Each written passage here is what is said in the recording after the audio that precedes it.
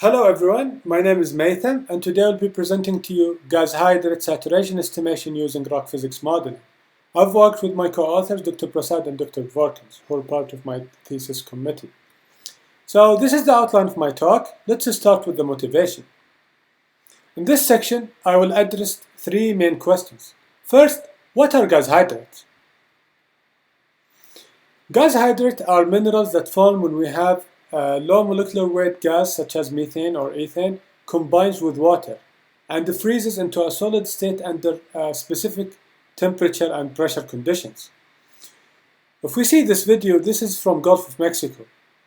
We have here a diver exploration team encountering an active gas hydrate system. So this is a gas hydrate mount, and we see here we have active gas seeps causing all of these bubbles. We also notice that we have all of these chemosynthetic communities, unique biological communities that are associated with the presence of gas hydrate. So now we move to the second question. Where are they commonly found? Well, gas hydrates are usually found in shallow or deep water. The main thing about gas hydrate is the suitable pressure and temperature conditions. If you look at this map here, we see all the known gas hydrate systems around the globe. And for our study, we have a data set that happens to be in the Southern Hydrate Ridge, about 100 kilometers offshore Oregon. If you zoom into this area, you see that we have about 9 sites that penetrated the gas hydrate stability zone.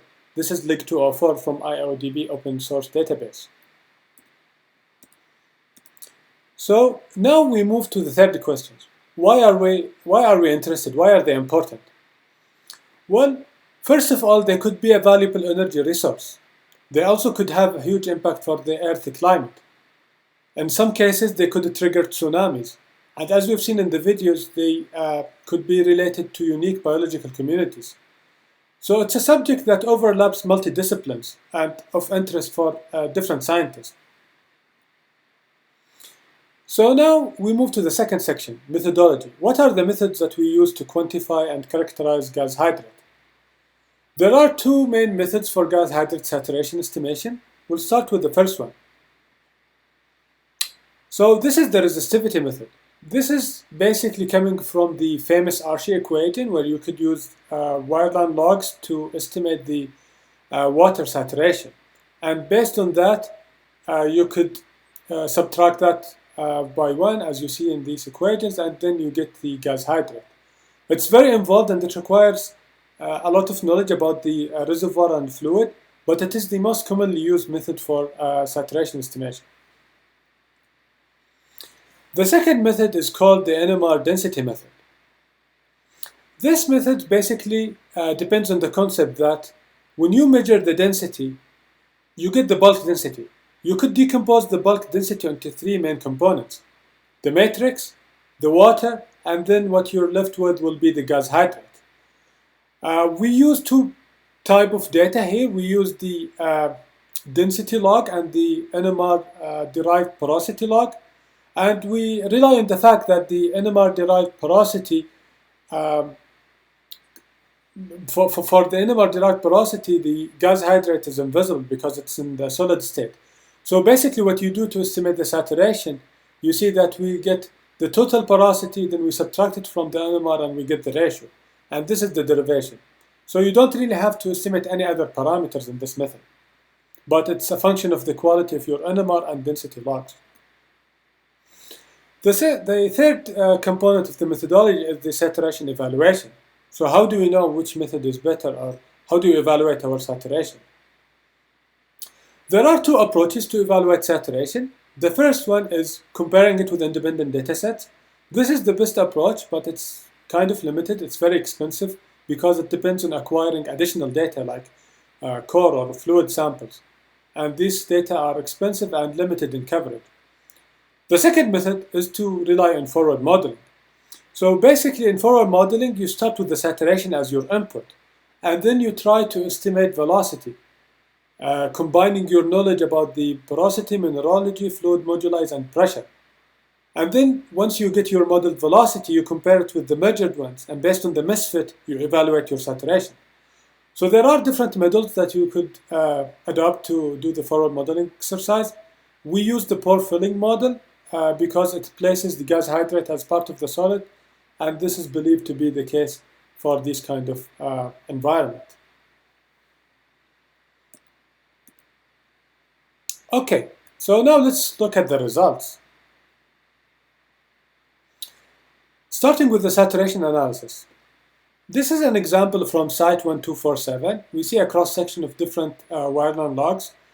If we look at this red curve, this is the resistivity derived saturation. So this is the saturation that we get from the resistivity method. And then in red, we have the NMR density saturation. Overall, they have qualitative agreement in most of the areas, but we can notice that in some areas, the differences is getting bigger. And we can see a correlation between the increase in the differences with the borehole conditions, where we have high caliper reading. We can see the first 50 meters, for example, we see high caliper reading, difference between the core and the logs, and then difference in the saturation.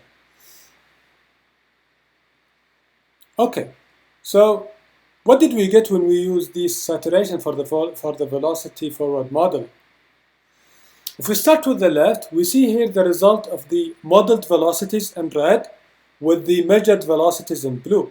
So in the first section, we have the NMR density method, and then we have the resistivity method.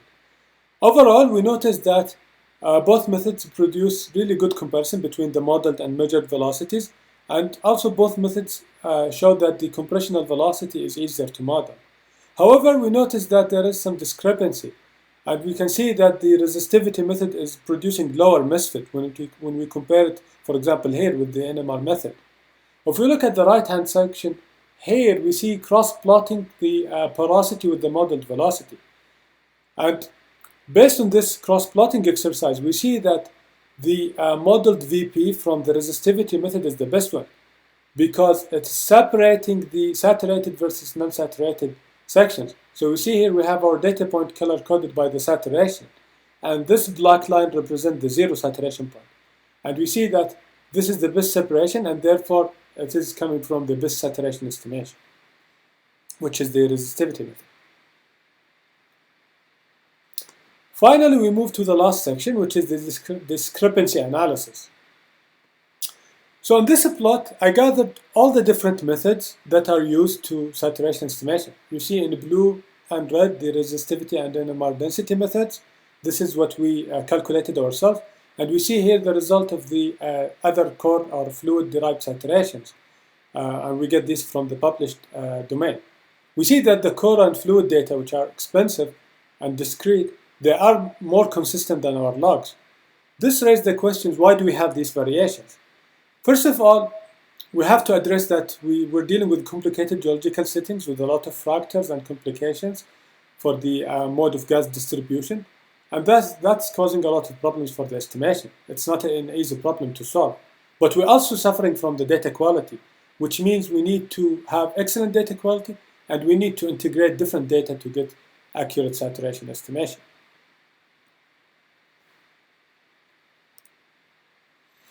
So now we finished with the results. Let's just conclude our presentation. The first point is that gas hydrate are ice-like minerals. They're formed when we have gas such as methane combined with water and it freezes into a solid state. They are very important. They have potential energy source. They have impact for the economy, for the climate, and also for the environment. And the last point is, I hope I have demonstrated in this presentation that accurate assessment of saturation requires a lot of data integration, and also you need to have great data quality. And my thesis, I focus on using machine learning algorithm to actually tackle the data quality part. So thank you very much for listening. I will be happy to address your comments or questions. You see my email in the screen, and I will encourage you to read the full thesis for more details or contact me. Thank you very much.